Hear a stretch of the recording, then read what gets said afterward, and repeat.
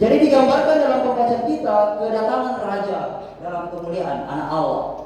Kristus sendiri akan datang. Ketika ia datang, apa yang pertama dipisahkan? Ada domba dan kambing. Ada juga perlembangan kanan dan kiri. Ya, kalau kanan itu adalah sesuatu yang terhormat bagi orang Timur, kita menjabat tangan pakai tangan kanan. Kalau seorang pejabat hendak atau presiden berbicara tentang pelaporan sesuatu, akan didampingi oleh asistennya, yaitu di sebelah kanan. Kiri agak kurang baik konotasinya, dianggap kurang tidak baik karena sering dipakai untuk membersihkan kotoran. Kanan itu lebih baik. Tangan kanan dipakai untuk bersalaman. Orang yang tidak punya sawah, tidak punya tanah, tidak punya kendaraan. Kalau kita tidak punya semuanya, itu berarti kita sungguh miskin. Dibandingkan dengan orang-orang di Jawa, mereka bahkan tidak punya rumah. Banyak orang yang gelandangan, tidur di emper-emper toko, sungguh miskin. Nah, inilah yang mau diungkapkan kepada kita, bahwa ketika kita melakukan suatu pelayanan kepada mereka dengan ketulusan, dengan ungkapan syukur, disitulah kita melayani Tuhan. Disitulah wajah Kristus ditampakkan. Disitulah kita melihat bahwa pemeliharaan Tuhan sungguh nyata dalam kehidupan kita. Jadi Allah sungguh mengasihi manusia. Ia datang ke dalam dunia ini supaya manusia memperoleh keselamatan. Bukan hanya secara rohani, tapi juga jasmani. Doa Bapa Kami adalah doa yang merupakan doa yang menyeluruh terhadap kehidupan manusia. Berikanlah kami makanan kami yang secukupnya. Jadi Tuhan tidak hanya mengurusi perkara-perkara rohani saja. Tuhan tidak mengurusi hal-hal gerejawi saja, tetapi Dia juga mengurusi harkat dan kehidupan kita, kelangsungan hidup kita. Sehingga ketika ada orang yang menderita, perlulah kita bantu, perlulah kita tolong, karena dia juga adalah ciptaan Allah.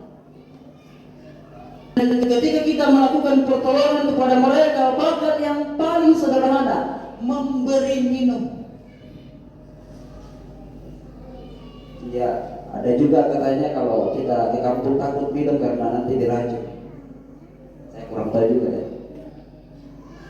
Tapi yang mau dikatakan di sini, pertolongan yang lebih sederhana itu dapat memberi makna yang sungguh sempurna. Jadi perkara-perkara kecil yang kita lakukan dalam menolong orang-orang di sekitar kita juga memberi kesaksian dan berkat bagi kehidupan mereka.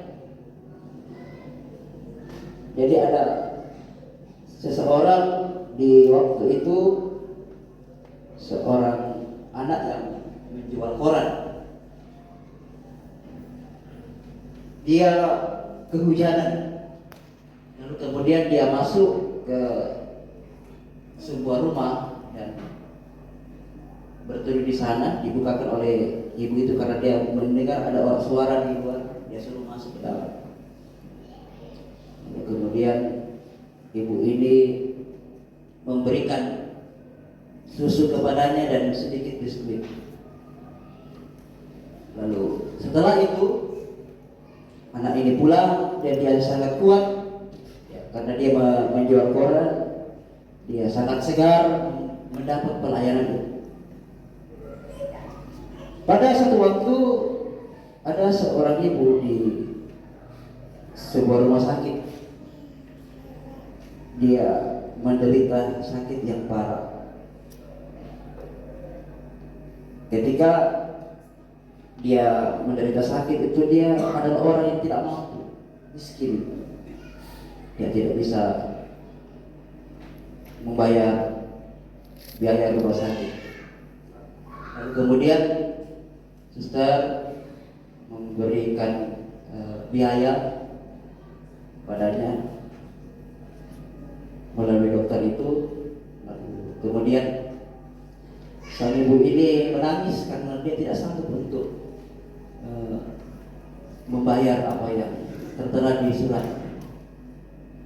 Lalu kemudian datang surat selanjutnya, tertulis di situ bahwa ibu segala sakit dan perawatan ibu hari ini dibayar oleh segelas susu. Jadi ternyata yang dokter ini yang pernah ditolongnya, diberinya makan sehingga memberi kesegaran, dan hal itu menjadi kekuatan baginya ketika ia menjadi dokter, bahwa selalu ada pertolongan Tuhan di dalam. Apa yang hendak mau diungkapkan kepada kita, bahwa sesungguhnya kita sebagai orang-orang yang dikaruniai Tuhan selalu ada hal-hal yang baik di dalam kehidupan kita.